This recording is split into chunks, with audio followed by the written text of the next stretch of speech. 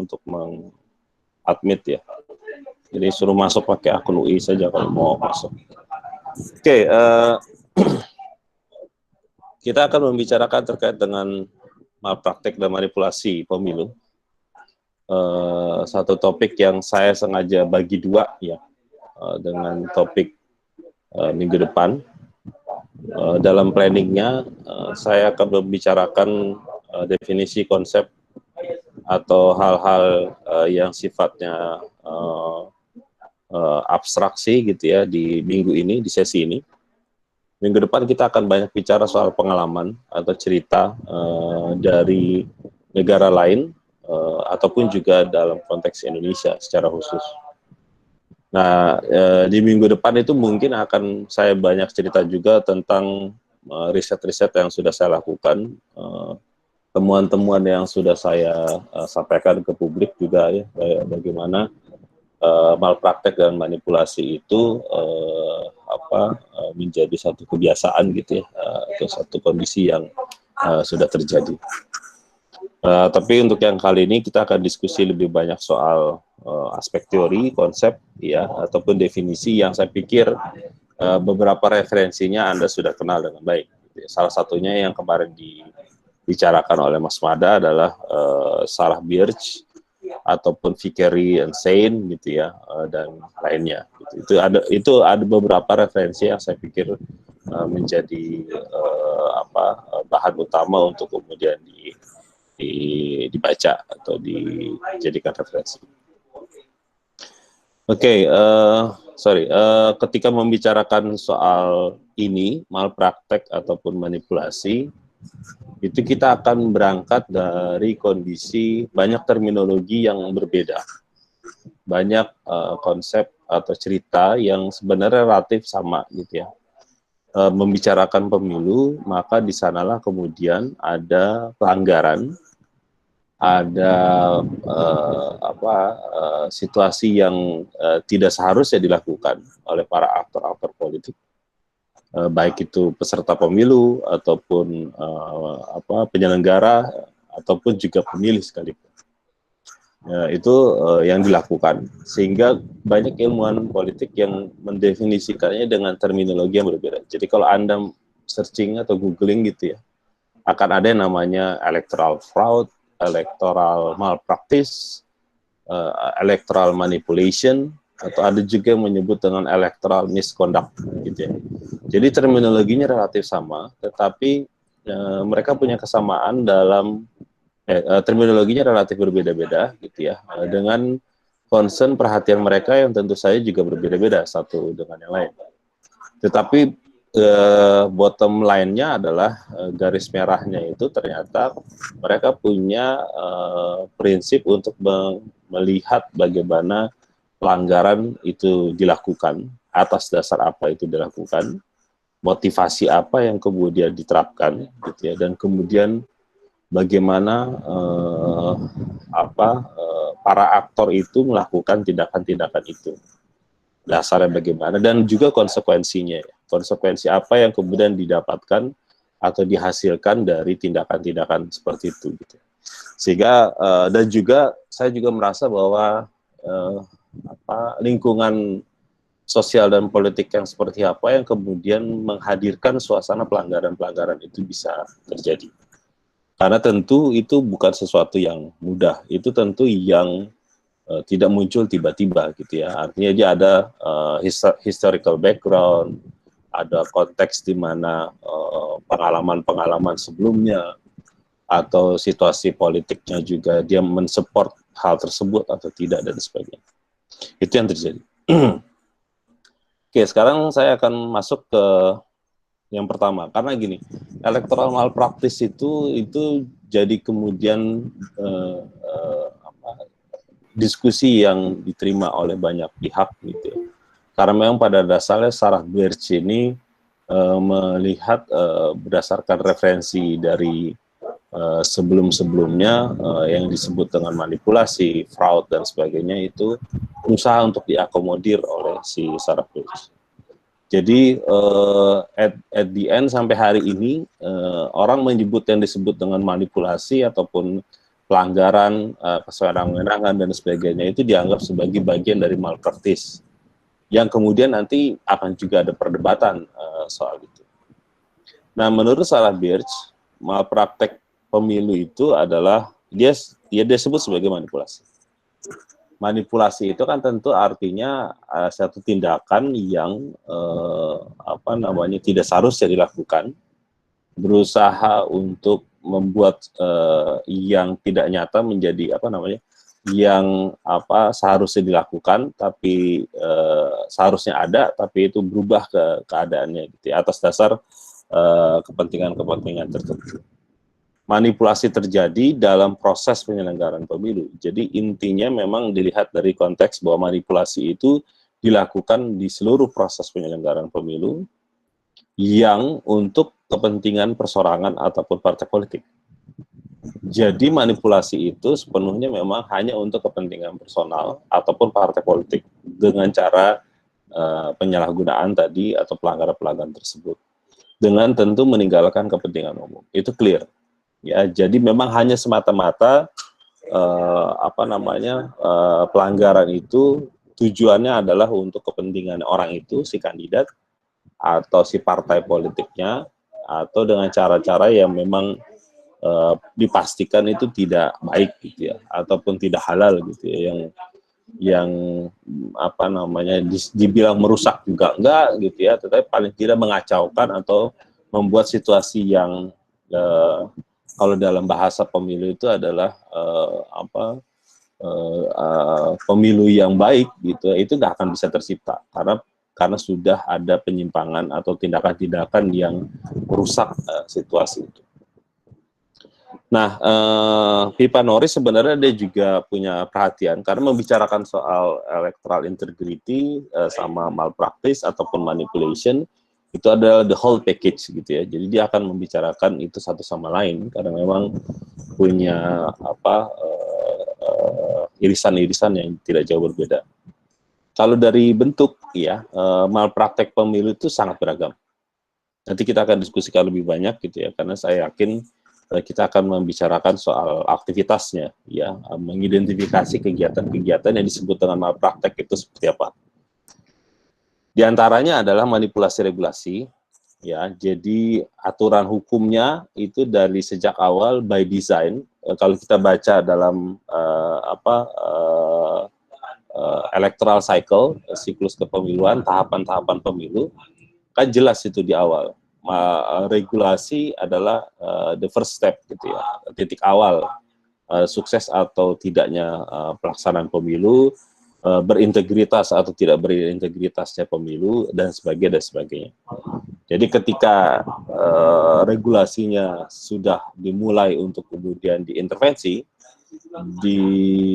dilanggar ataupun dibuat situasi menjadi tidak netral gitu ya, tidak independen, maka kemudian harapannya tentu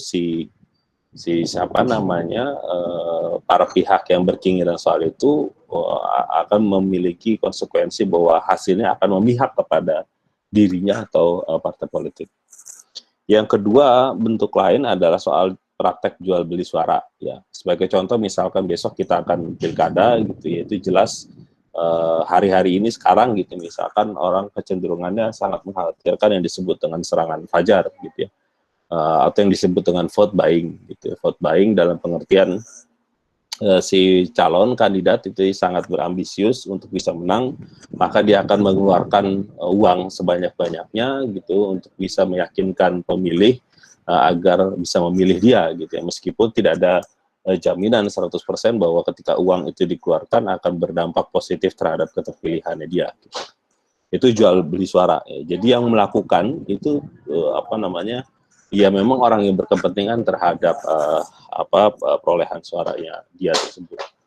Yang lain adalah bias partisan oleh KPU atau yang kita sebut dengan tidak independen atau tidak netralnya para penyelenggara, yang dalam beberapa titik di dalam tahapan dia punya kecenderungan keberpihakan atau ada gestur tubuh yang menyatakan bahwa atau pernyataan yang menyatakan keberpihakan terhadap calon tertentu dan sebagainya. Atau yang lain juga malpraktek ada disebut dengan boikotnya oposisi. Boikot itu dalam pengertian si pihak oposisi bertindak untuk tidak berkampanye gitu, atau tidak ikut serta dalam tahapan pemilu dan sebagainya, karena merasa bahwa ini adalah pemilu yang curang dan sebagainya dan sebagainya. Jadi itu pun juga sebenarnya tindakan untuk menyatakan keberpihakan itu. Ataupun juga kekerasan politik gitu ya, kekerasan politik dalam pengertian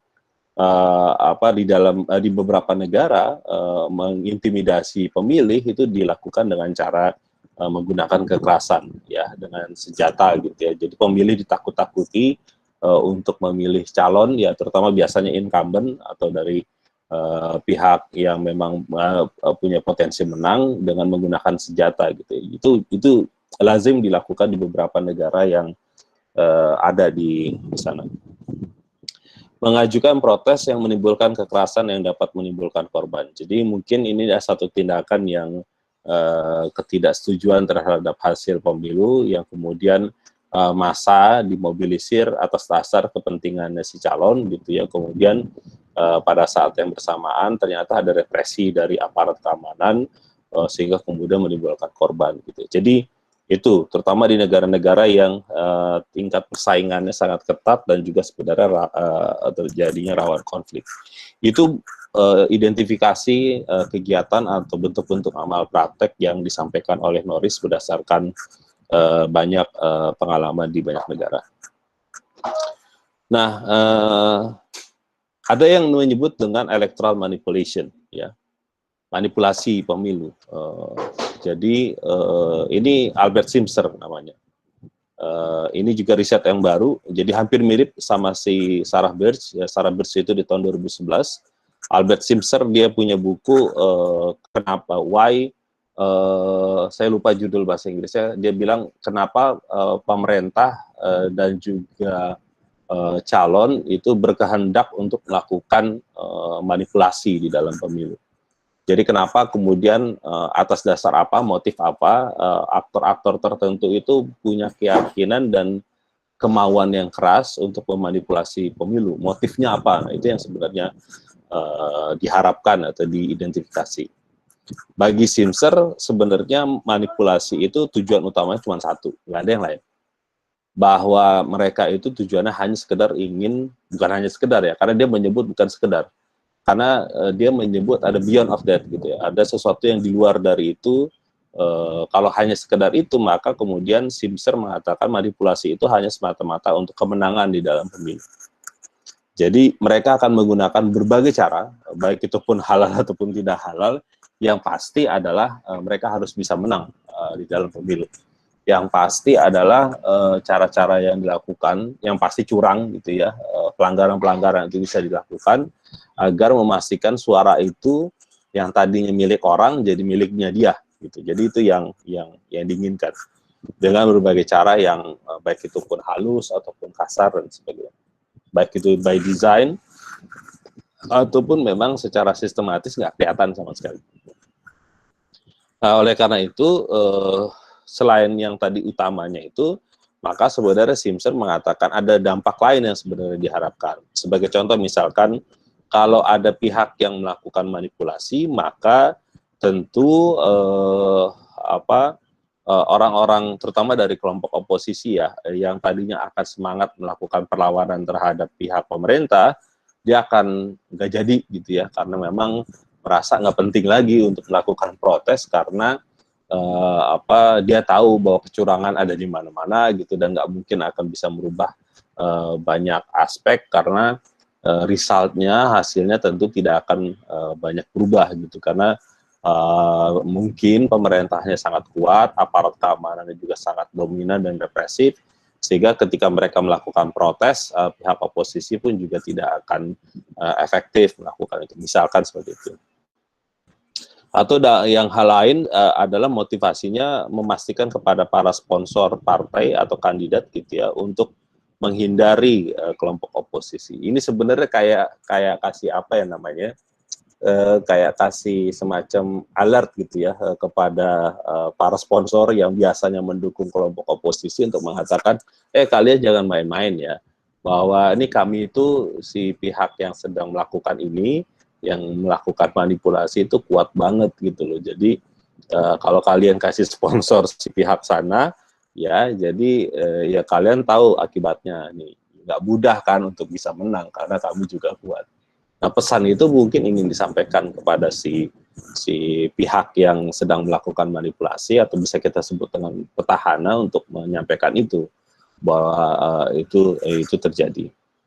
Nah, atau juga bisa jadi yang lain adalah meningkatkan bargain position ya. Jadi kalau yang tadinya kelompoknya yang manipulasi itu cenderungnya nggak begitu kuat, tapi karena dia berhasil melakukan manipulasi dan terbukti membuka mata kelompok lain, misalkan si petahana ini, oh ternyata dia akan bisa, oh ternyata dia punya kemampuan gitu ya. Jadi ini soal political exercise ya, kemampuan kelompok tertentu atau tokoh tertentu, dia bisa mengexercise power ya, kekuatan yang dia miliki untuk melakukan manipulasi, melakukan kecurangan, sehingga kemudian ketika dia ada sedang melakukan itu dan pihak lain melirik itu, terutama pihak lawan, dia akan menjadi semacam ada punya bergen yang lain gitu ya terhadap posisi politiknya, dan menurut mereka itu menjadi sangat penting.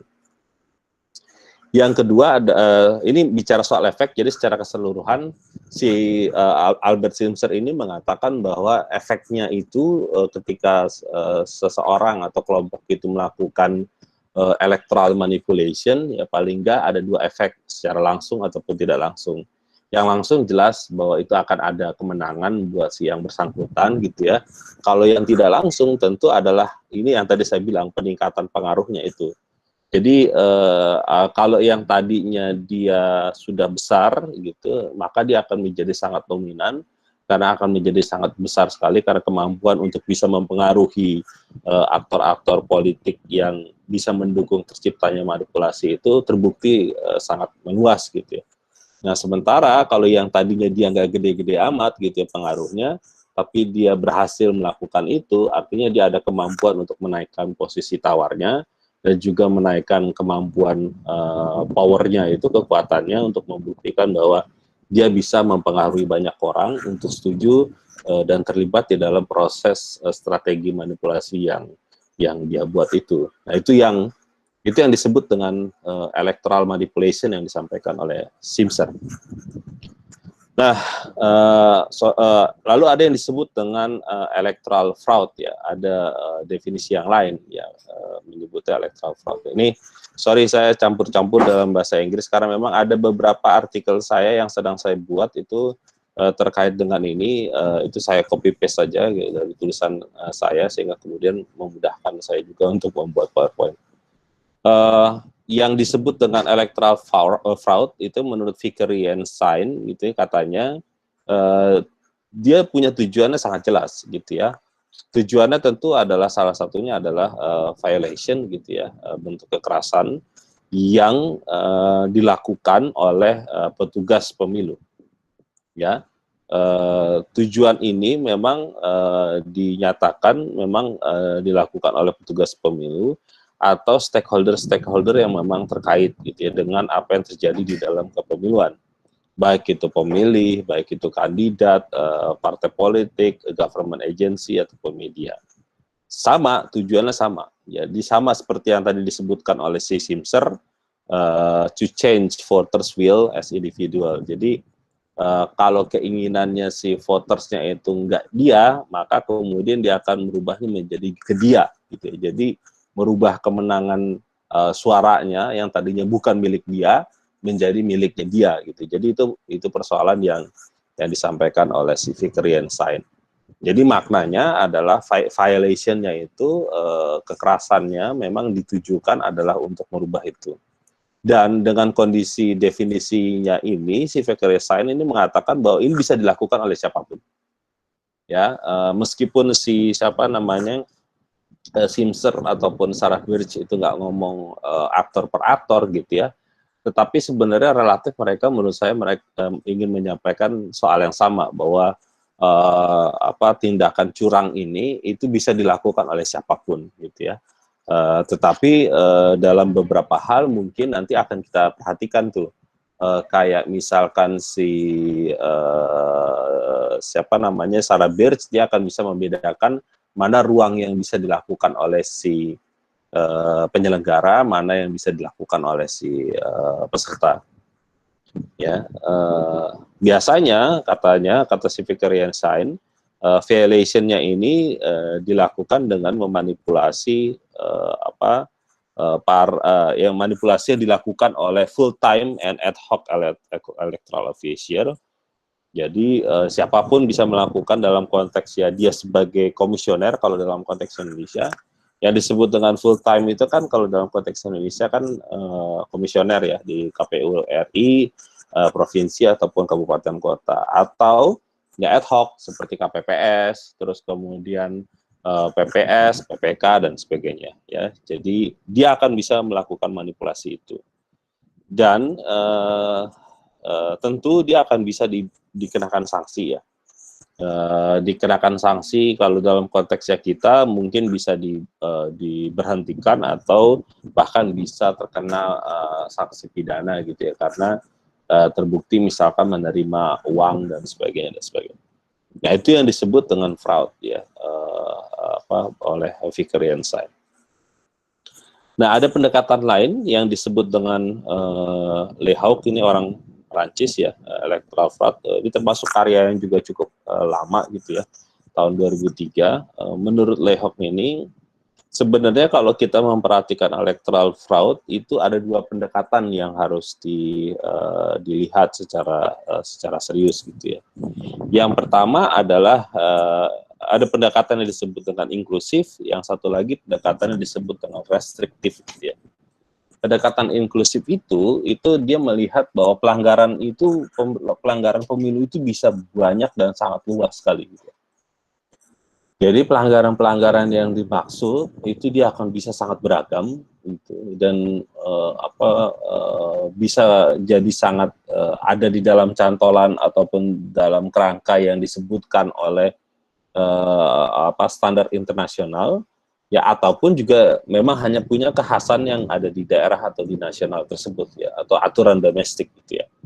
Jadi variasinya sebegitu banyaknya, sehingga mungkin karena dia punya variasi yang sangat beragam itu, maka kemudian penekanannya adalah tentu ada ruang-ruang yang kemudian yang sulit untuk kemudian diidentifikasi dengan mudah. Makanya kemudian menurut Lehoucq ini pendekatan inklusif ini kelemahannya adalah ada pelanggaran-pelanggaran yang dilakukan dengan cara yang tersembunyi. Ya, ada pelanggaran-pelanggaran yang mungkin cenderung sulit untuk bisa dibuktikan gitu ya, dengan keterbatasan regulasi yang ada gitu ya. Nah, sehingga challenge-nya di dalam pendekatan ini adalah ketika pelanggaran yang tersembunyinya saja sulit gitu ya, bagaimana dengan yang terang benderang, apakah kemudian itu bisa dilakukan atau enggak. Nah, pendekatan inklusif ini kecenderungannya pun juga hanya membaca pelanggaran soal administrasi kepemiluan gitu ya. Jadi pendekatan ini hanya melihat soal-soal yang menyangkut terkait dengan aspek logistik, aspek teknis kepemiluan, yang terkait dengan masa kampanye, durasinya sudah tepat atau belum gitu ya. Terus kemudian misalkan dalam konteks pandemi protokol kesehatan itu sudah diterapkan atau tidak gitu ya. Terus kemudian pada masa debat kampanye siapa yang melakukan pelanggaran dalam konteks jumlah massa yang dibawa, apakah sudah melebihi batas atau tidak. Nah, seperti itu. Jadi itu yang dimaksud oleh pendekatan inklusif itu. Padahal karena ketika membicarakan pelanggaran administrasi kepemiluan, maka tentu concern-nya dia akan menyangkut atau fokus hanya di soal yang terkait dengan penyelenggaraan gitu ya, termasuk yang dilakukan oleh oleh KPU gitu. Nah itu yang terjadi gitu, yang dimaksud dengan pendekatan inklusif. Nah sementara kalau pendekatan restriktif gitu ya, ini memberi penekanan soal regulasinya ya. Jadi kalau dalam konteks restriktif ini pelanggarannya memang hanya dilihat di aturan lokalnya saja gitu ya. Aturan lokalnya seperti apa. Sehingga di dalam restriktif yang diatur itu adalah ketika punya masalah ketika wilayah-wilayah yang aturan pemilunya lemah atau sengaja didesain untuk memanipulasi. Jadi mungkin restriktif itu yang menjadi problem adalah soal perbedaan interpretasi yang kemudian diterapkan dengan standar internasional gitu ya. Nah, sebagai contoh misalkan dia memberikan gambaran bagaimana ambang batas threshold itu.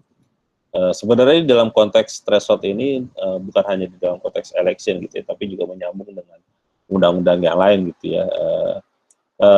Di dalam penerapan threshold itu biasanya akan thresholdnya itu tinggi gitu ya, dan pasti dianggap by design itu dari sisi regulasi akan dianggap menghambat pihak oposisi gitu ya. Dan restriktif itu atau misalkan contoh lain soal verifikasi peserta pemilu. Di dalam konteks Indonesia salah satu isu yang dibicarakan adalah terkait dengan bukan hanya penetapan struktur organisasi yang sudah ditetapkan oleh Kemenkumham, tetapi juga untuk bisa mendaftarkan sebagai peserta pemilu, dia harus menyertakan 30% keterwakilan perempuan. Nah, 30% keterwakilan perempuan ini itu dalam banyak hal memang jadi diskusi yang menarik dalam konteks restriktifnya juga gitu. Karena tentu ketika itu dilakukan ternyata ada dugaan manipulasi ya. Jadi ternyata orang tersebut bukan pengurus ketika dihadirkan ke dalam bentuk verifikasi ke lapangan gitu ya, dan sebagainya. Jadi itu yang bisa kita perhatikan dari pandangan LEHOM. Nah, ada satu lagi menurut Ruiz Rufino itu yang disebut dengan electoral misconduct. Ya, ini satu term yang beda lagi gitu ya. Tetapi dalam pandangannya Ruiz Rufino ini, saya merasa aspeknya itu lebih ke political contestation gitu ya. Jadi kalau yang lain, 3 yang lain tadi ya electoral malpractice, terus kemudian electoral fraud dan manipulation, heavy-nya itu di dalam administrasi kepemiluan itu ada gitu ya. Karena di sana tentu melibatkan bagaimana regulasi itu dibentuk, terus kemudian tahapan pemilu itu dijalankan dengan kepentingan-kepentingan yang sudah disiapkan oleh orang-orang tertentu. Terus hasilnya yang kemudian bisa digonta-ganti gitu dan sebagainya. Nah, kalau si Ruiz Rufino ini di dalam konteks electoral misconduct itu melihatnya dalam aspek bahwa ada tindakan-tindakan aksi tertentu yang memang ditujukan adalah untuk membatasi political competition. Ya, jadi konkretnya adalah ada mungkin satu sikap atau tindakan yang memang didesain oleh kelompok tertentu, baik itu dia petahana ataupun oposisi, baik itu dia dilakukan sebelum ataupun sesudah election gitu ya, yang memang ditujukan bahwa kompetisi itu harus dibatasi. Kompetisinya dibatasi, maka kemudian ada kemungkinan orang atau kelompok yang dia berpeluang untuk menang, biasanya ini dilakukan oleh petahana ya, maka kemudian dia punya peluang untuk bisa meraih suara sebanyak-banyaknya, sementara lawannya tidak akan punya peluang melakukan hal yang sama. Nah, dalam konteks ini yang harus dipahami soal limitation-nya ini, batasannya. Ya, dalam hal tertentu mungkin limitation-nya itu adalah soal restriction tadi yang disebutkan oleh si Lehok tadi gitu ya. Ada kalau dalam hal dalam soal ini adalah soal ambang batas threshold ya, menghambat oposisi. Bisa juga begitu. Nah, itu kalau menurut Silehok ini kan ambang batas itu kan after the election, setelah pemilu selesai, terus kemudian di-cut ya ada sekian persen saja yang masuk sebagai anggota DPR terpilih, yang sisanya tidak. Atau ambang batas dalam konteks pencalonan presiden 20% atau 30%, hanya partai tertentu yang bisa mengikuti itu. Jadi electoral misconduct itu punya tujuan membatasi political competition, yaitu dengan salah satunya memang manipulation of regulation ya. Jadi dengan aturan yang sebenarnya bisa diatur sedemikian rupa gitu. Nah, misconduct-nya ini dengan limitationnya itu, terus kemudian dia akan punya batasan-batasan yang menurut saya ini harus juga real gitu ya, karena tentu dalam beberapa hal sesuai dengan lingkungan politik yang berbeda, misalkan sebagai contoh ketika pemilu itu dilakukan di sebuah negara yang otoritarian, melakukan hal yang seperti ini akan sangat mudah gitu. Tetapi ini dilakukan di sebuah negara yang demokratis, kekuatan partai politiknya juga multi partai dengan kekuatan yang relatif sama gitu ya.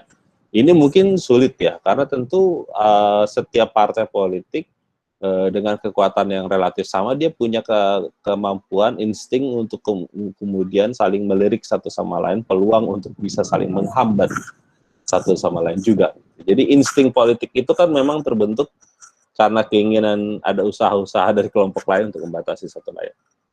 Contoh yang paling gampang memang masuk perdebatan ini soal tadi yang disebut dengan Silehok itu soal threshold.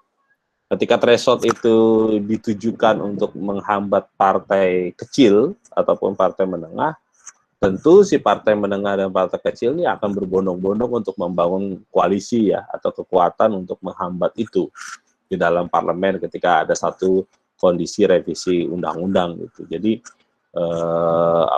itu yang terjadi, dan kemudian dia akan bisa bergen dengan kelompok partai lain. Apabila partai besar dia juga merasa kamu bisa bantuin saya nggak untuk menggolkan ayat atau pasal lain yang kira-kira bisa kita bisa transaksikan. Jadi di dalam sebuah negara yang demokratis mungkin itu dalam konteks yang disebut dengan electoral misconduct mungkin tidak mudah. Nah, sebelum election,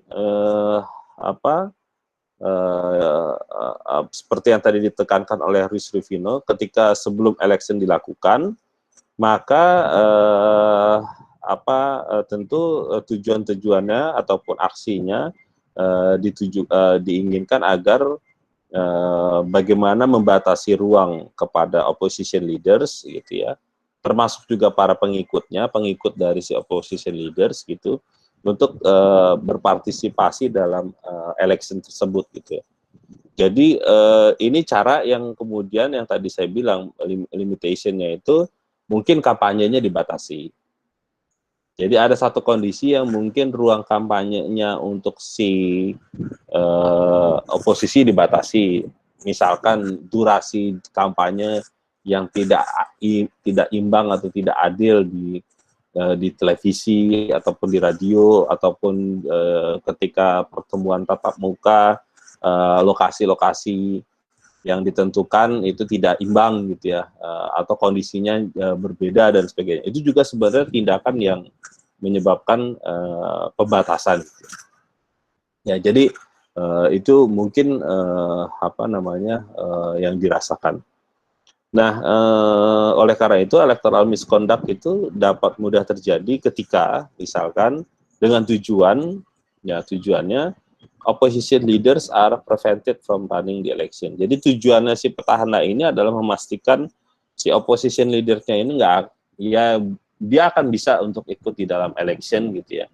Tetapi mungkin tidak akan maksimal gitu ya, tidak akan punya kemampuan lebih. Contoh yang lain soal dana kampanye. Mungkin buat si petahana ya, dia akan bisa mengumpulkan dana kampanye sebanyak-banyaknya.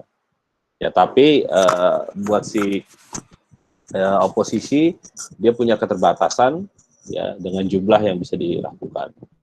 Atau ada aturan lain, misalkan bagaimana ruang sosialisasi yang dilakukan oleh petahana dengan tidak membatasi cuti misalkan. Ya, itu juga sebenarnya bentuk electoral misconduct gitu ya. Ketika tidak ada cuti, jadi si petahana dia akan bisa menggunakan sarana dan prasarana yang dimiliki oleh dia melekat sebagai petahana untuk bisa itu. Atau electoral misconduct itu bisa dilakukan dengan the government intentionally use some form or formal or informal coercive power. Jadi si pemerintah itu dia melakukan tindakan-tindakan kekerasan gitu ya, dengan menggunakan aparat bersenjata gitu untuk menekan oposisi. Ya, jadi mungkin oposisinya dibatasi ruang geraknya atau bahkan mungkin entah diculik, entah dihadang, entah kemudian tim suksesnya di apalah seperti apa gitu. Jadi yang membuat mereka punya ruang gerak yang semakin sulit dan terbatas karena memang by design lagi-lagi meskipun itu dilakukan secara informal oleh si petahana itu. Jadi electoral misconduct ini itu menurut si Ruiz Rufino ini melihatnya jangan dalam kondisi yang di negara-negara yang demokratis yang baik-baik aja gitu ya, tapi di situ ada kondisi negara yang berkonflik ya, kekuatan politik yang dominan itu biasanya berada di tangan-tangan petahana itu. Nah,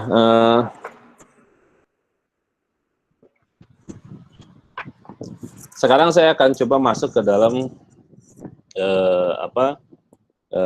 klasifikasi yang disebut oleh Sarah Birch ya, atau Sarah Birch menyebutnya tipologi ya, bukan klasifikasi. Tipologi malpraktek di dalam pemilu. Yang pertama adalah soal manipulasi, manipulation of election legal framework. Yang kedua adalah manipulation of vote choices, ya, pilihan-pilihan yang bisa dimanipulatif. Yang ketiga adalah manipulation of electoral administration, ya. Yang pertama ini jelas tadi beberapa hal saya sudah diskusikan bahwa manipulasi terhadap peraturan perundang-undangan menjadi sangat krusial dan sangat penting sebagai upaya satu step di awal gitu ya. Kalau misalkan kita orang yang ingin melakukan manipulasi, maka strategi yang paling pentingnya tentu ada di sini, ya. Kalau kita punya framingnya adalah limitasi terhadap ruang geraknya si oposisi, maka manipulasi itu harus dilakukan di sini. Kalau memang usaha untuk mempermudah kemenangan, ya tanpa kemudian mengeluarkan cost politics yang begitu tinggi, maka lakukanlah di sini, gitu ya. Jadi manipulation of election legal framework itu dalam arah ke sana. Jadi menghadirkan satu situasi dan kepastian bagi si kelompok yang ingin melakukan manipulasi, misalkan contohnya petahana, itu mendapatkan banyak sekali benefit gitu ya, banyak situasi yang menguntungkan buat dia, sehingga memberikan keleluasaan buat dia untuk bisa doing many things dengan sah gitu ya. Karena tentu ketika sudah ini disahkan menjadi kerangka legal, dia akan terhindar itu dari jerat hukum nantinya di kemudian hari. Jadi dia akan bisa bilang, lah ini kan aturannya bilangnya begini, gitu ya. Aturan hukumnya, aturan mainnya begini. Ya, jadi itu yang terjadi. Atau desain yang lain, kalau jadi gini. Jadi maksud saya ingin juga menekankan bahwa ada cara kasar dan cara halus gitu ya. Cara kasarnya itu yang tadi saya bilang, mungkin ada sebuah desain yang dibuat sedemikian rupa dengan pembatasan kelompok oposisi untuk bisa berpartisipasi secara lebih luas gitu di dalam pemilu. Dengan cara kasar tadi, misalkan pembatasan ruang geraknya, ruang kampanyenya, terus kemudian batasan biaya kampanye yang boleh dilakukan dan sebagainya. Atau secara halusnya adalah apa namanya, dengan apa namanya, batasan-batasan yang mungkin secara tidak sadar juga bahwa si kandidat lain, terutama yang oposisi, merasa apa namanya, kesempatannya untuk memperoleh sosialisasi yang seluas-luasnya, misalkan contohnya tidak bisa maksimal gitu ya. Jadi menurut saya di sini ruang geraknya. Kenapa ini menjadi sangat penting? Karena nanti bagi si manipulator, kita menyebutnya, itu dia akan punya keleluasaan untuk kemudian menghindari dari jeratan hukum setelah pemilu itu usai, atau juga bisa memastikan kos politiknya itu memang tidak akan besar gitu, karena ada batasan-batasan yang sudah bisa dilakukan. Yang kedua adalah manipulasi of vote choices gitu ya, dengan tujuan untuk mengarahkan atau mengubah pilihan pemilih dengan cara-cara yang manipulatif. Jadi manipulasi yang jenis ini itu apa sebenarnya punya tujuan agar si pemilih ini sebenarnya sadar atau tidak sadar gitu ya, bahwa ternyata pemilih itu sudah dipengaruhi gitu ya, dengan cara satu ini yang di sini dilakukan, yang kedua adalah dengan cara yang sebenarnya apa namanya, kondisi di mana sebenarnya soal kampanyenya, soal ruang geraknya di dapil yang seperti apa gitu ya, dengan keuntungan yang seperti apa, yang secara tidak langsung pemilih itu memang tidak tahu gitu ya. Tetapi kalau dipelajari secara lebih jeli, manipulasi ini memang secara canggih sudah dilakukan gitu oleh pihak tertentu. Yang terakhir, soal electoral administration, proses pemungutan dan penghitungan suara hingga pemilu berakhir, ini juga menurut saya adalah cara yang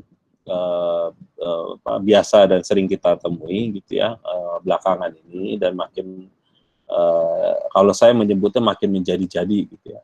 Karena kenapa saya bilang makin menjadi-jadi? Karena udah nggak tahu rasa malu lagi gitu ya. Berani untuk kemudian secara belak-belakan, berani untuk kemudian tidak takut gitu ya terhadap sentra Gakumdu atau polisi gitu, terus kemudian merasa gagah perkasa gitu ya setelah ditangkap gitu ya, bukannya para penyelenggaranya gitu ya, bukannya merasa sedih gitu, tapi merasa baik-baik saja gitu, karena ternyata di belakang dia ada backup yang sangat luar biasa sekali gitu untuk melakukan itu dan sebagainya. Jadi ini adalah banyak cerita soal itu di dalam proses pencoblosannya, proses penghitungan suaranya. Ini ada proses-proses yang sebenarnya kalau itu masuk dalam tahapan pemungutan dan penghitungan suara, pelanggaran-pelanggaran itu biasa sering ditemui. Sebagai contoh misalkan ruang TPS yang tidak transparan, gelap misalnya, atau kemudian bagaimana memindahkan kotak suara tanpa ada izin dan sebagainya. Itu kan satu upaya yang diindikasikan sebagai manipulatif gitu ya. Atau yang secara kasar ya merubah angka ya, dari 100, nolnya dihilangkan, nol terakhir, atau angka 1 bisa dirubah angkanya jadi 4 dalam proses penghitungan manualnya dan sebagainya. Jadi itu yang terjadi, yang disebut dengan tipologi malpraktek pemilu menurut Sarah Birch. Ini kira-kira Sarah Birch melihat bahwa ketika tipologi ini bisa dibedakan lagi antara tipologi yang kita sebut dengan mana yang legitimate atau yang satu lagi illegitimate gitu ya, maka ini yang terjadi. Ya, contoh bagaimananya kalau soal manipulation of institution dalam konteks hal ini adalah legal framework-nya adalah yang legitimate, yang masih bisa dilakukan adalah electoral system architect. Jadi desain sistem pemilu itu sebenarnya pilihan-pilihan yang kalau dianggap sangat cerdas gitu ya, itu pasti akan menguntungkan pihak tertentu. Maka kemudian legitimate maknanya kemudian adalah itu bisa dibicarakan di forum pembuatan revisi undang-undang gitu, dan mendapatkan banyak support dari partai-partai yang bersangkutan, ya, dan kemudian secara tidak sadar itu sebenarnya akan menguntungkan kelompok tertentu. Tetapi legitimate ini dalam beberapa hal tentu sangat apa ya, debatable di dalam prosesnya, karena saya sangat yakin bagi pihak yang akhirnya melepaskan pilihan ini sangat sadar bahwa hal tersebut akan menguntungkan kelompok tertentu.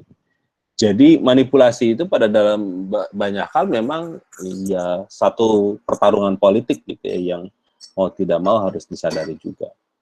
Nah, yang illegitimate itu tentu yang disebut dengan di dalam sistem itu ya gerrymandering ataupun malappropriation. Ya. Jadi bagaimana menentukan dapil yang sebenarnya kalau dihitung dan diperhatikan secara serius, pergeseran dapil-dapil tertentu itu tentu punya dampak terhadap keterpilihan orang tertentu ataupun partai politik tertentu. Dan ini bisa dilakukan secara serius gitu ya, tergantung dari bagaimana desain yang mau dilakukan. Nah, manipulation of vote choices itu ini dilakukan dengan legal campaign activity gitu ya. Jadi aktivitas-aktivitas kampanyenya itu secara detail mungkin akan bisa ada pembatasan gitu ya, soal tadi jumlah dananya yang dibatasi, jumlah ruang geraknya apakah itu ada pembatasan, terus soal space di dalam satu spanduk gitu ya, atau satu poster itu adil atau tidak adil. Nah, itu kan sebenarnya satu diskusi yang selalu dibicarakan. Nah, kalau yang illegitimate itu adalah soal vote buying tentunya. Jadi bagaimana suara itu dibeli gitu ya oleh si pemilih, oleh si peserta pemilu atau pilkada untuk kemudian ditransformasikan ke dalam ballot box gitu ya, menjadi suara yang buat dia gitu ya. Vote buying ini juga bukan hanya melibatkan ternyata, ini masuk yang ke soal berikutnya adalah soal penyelenggara voting act gitu. Kalau yang di sini nggak ada tuh legitimate yang voting act, nggak ada di sana. Tapi yang biasanya yang akan dilakukan adalah manipulationnya itu dalam konteks ballot box stuffing gitu. Jadi bagaimana memposisikan peluang untuk kemudian bisa dimudahkan orang bisa saling ngintip dan sebagainya gitu, atau bentuknya yang kemudian tidak aman gitu ya, itu menjadi problem serius. Ini ada beberapa slide yang saya pikir akan saya selesaikan, dan ini kelihatannya sudah dibahas oleh Mas Mada juga ya di dalam presentasinya minggu kemarin. Malpraktek pemilu itu menurut si Sarah Bers itu punya dampak ya. Tentu malpraktek itu kalau itu dilakukan secara serius ataupun tidak serius, dia akan menurunkan kualitas pemilu, itu clear, jelas sekali. Ya, implikasinya tentu kualitas politiknya, terus kemudian kehidupan sosial, distrust di antara mereka, terus ketika legitimasi seorang atau partai politik itu tidak diakui, maka secara ekonomi juga tentu akan punya dampak, kepercayaan investasi dan sebagainya juga akan berkurang. Oleh karena itu, maka ketika kualitas pemilu tersebut rendah gitu, tentu maka ada beberapa hal yang bisa diakibatkan, yang kemarin sudah dibahas. Soal kualitas keterwakilannya juga kita akan bertanya-tanya, terus kemudian penilaian subjektif terhadap kualitas demokrasi juga kita juga bertanya gitu ya, apakah kemudian legitimasinya ini diakui atau tidak gitu ya. Terus kemudian soal korupsi yang kemarin juga sudah dibicarakan, dampaknya setelah itu mungkin si kepala daerah atau calon anggota legislatif itu dia akan punya kecenderungan untuk bisa melakukan korupsi. Terus kemudian malpraktek menggunakan biaya yang dikeluarkan oleh negara atau ya tindakan-tindakan yang memang diatasnamakan oleh negara tersebut. Atau dalam kondisi tertentu malpraktek itu bahkan bisa menyebabkan kekerasan atau perang sipil karena ada ketidakpercayaan, terus kemudian ada tekanan-tekanan yang memang menyebabkan legitimasi pemerintahan juga tidak kuat dan sebagainya. Meskipun di banyak negara-negara yang melakukan malpraktek, manipulasi, terus kemudian fraud atau misconduct ini, itu banyak ditemukan di negara-negara yang non-demokratis gitu ya. Jadi di negara-negara yang non-demokratis, apapun bentuknya, itu biasanya akan terjadi. Jadi kalaupun itu dilakukan sebuah pemilu, maka bisa dipastikan semua tindakan curang yang tadi sudah didiskusikan itu bisa ditemukan dengan mudah gitu ya. Baik itu polanya, tindakannya, caranya, strateginya, motifnya, dan sebagainya itu akan bisa ditemukan. Tetapi menurut Simser, ternyata negara demokratis sekalipun juga praktek ini ada gitu ya, meskipun dalam beberapa hal skala-skalanya memang berbeda-beda gitu ya, dan kecenderungannya tidak terbuka gitu ya. Jadi sangat halus sekali gitu ya kecenderungannya untuk dilakukan terjadi manipulasi dan sebagainya. Jadi cara-cara ini menurut saya juga kita sebagai bagian dari komunitas akademik harus cerdas juga untuk melihatnya. Gitu. Kadang-kadang dan tentu di kelas ini kan karena ada banyak praktisi ya, terutama dari para penyelenggara. Ketika sudah memahami konteks yang disebut dengan manipulasi, malpraktek dan sebagainya, itu jadi semacam kayak alert gitu ya, warning system gitu untuk kemudian kita paham bahwa ketika ini sudah kita tahu nih bentuk-bentuknya, seharusnya jenis kebijakan apa yang kira-kira bisa kemudian diantisipasi atau jenis mitigasi plan yang seperti apa yang kira-kira bisa disiapkan untuk bisa mengantisipasi kejadian-kejadian tindakan-tindakan kecurangan yang secara disengaja ataupun tidak disengaja. Nah, jadi menurut saya ketika membicarakan semua itu tentu bukan hanya di legal framework-nya, tapi at the end semua aktivitas di dalam semua tahapan pemilu itu akan ada peluang untuk terciptanya manipulasi, fraud, misconduct dan sebagainya. Bahkan sampai di post election sekalipun ketika melakukan voter list gitu ya, buat yang akan datang, pemilih yang akan datang, itu pun juga masih punya peluang untuk kemudian dimanipulasi. Itu kira-kira yang bisa saya sampaikan. Saya sekarang persilakan kepada Anda semua bagi yang ingin bertanya ataupun ada hal yang ingin disampaikan. Silakan. Saya Mas, boleh? Siapa? Rangga Mas. Oke, silakan.